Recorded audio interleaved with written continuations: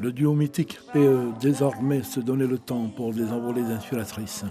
Après Milan en 2017, Loma quitte la grande scène, celle de la vie, par la porte du souvenir, loin des regards. Deux noms qui se confondent, deux destins liés l'un à l'autre. On a beau croire à la fin de l'être, difficile de faire une croix sur ces êtres-là qui sont à l'origine de nos amitiés, nos amours, voire nos jeux subtils. Loma n'a pas oublié sa première prestation avec les fameux Berkhout Boys de Petiot, au Tahiti Village. J'ai chanté avec Petiot, Charlie Hitchner, Rémi. Et puis, un beau jour, le téléphone qui sonne, c'était un dimanche matin, c'était Jean-Pierre Constant, qui était le manager du Tahiti Village, qui appartenait à Spence Weaver, comme l'hôtel Tahiti. Il a dit, oh, Loma, je suis à court de musiciens. Mes musiciens ne peuvent pas venir aujourd'hui. Est-ce que tu peux me dépanner de 3h à 6h ce soir? Et on est allé chanter ce jour-là. Le premier jour, le jour même, sans répétition, au Tahiti Village. Les 4 musiciens et moi. Il nous a pris tous les dimanches. Et Eddie Land m'a dit, j'ai envie de vous donner un nom. Et Eddie a dit, pourquoi pas les Barefoot?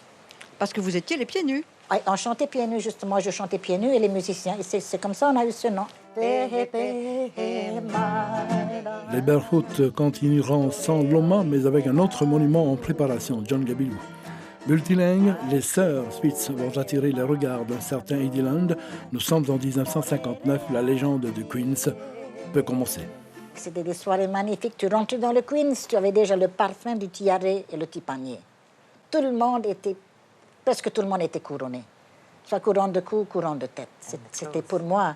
Et le linge, la plupart s'habillaient en haut pareo, chemise pareo avec des couronnes. C'était fantastique.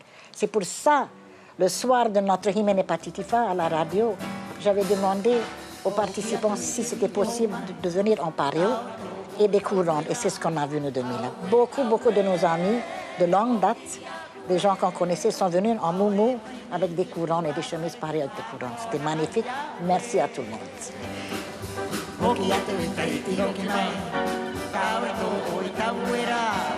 Toute une génération de Polynésiens se retrouve ce soir sans voix. Tristesse oblige.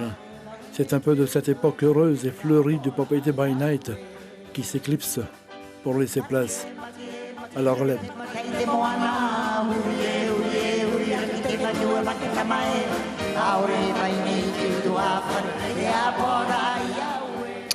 Voilà, et nous rejoignons sans plus attendre Thomas Teriteporowar à la mairie de Papeete.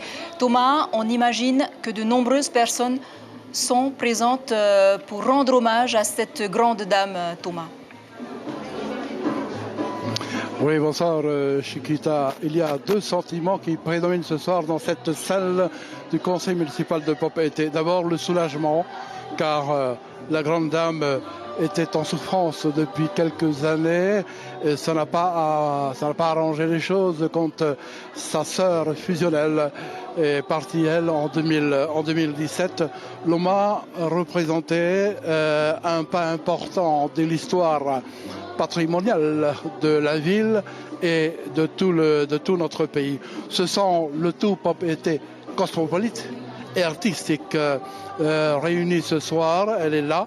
Il est là d'abord. La cérémonie a été ouverte il y a une demi-heure par notre ancien confrère, l'ami Étienne Rapoto. Vous entendez derrière moi toute une série de chanteuses de voix qui ont voix les plus connues dans le pays, qui ont donc décidé de venir ici rendre cet hommage-là à Loma en interprétant ses principaux succès.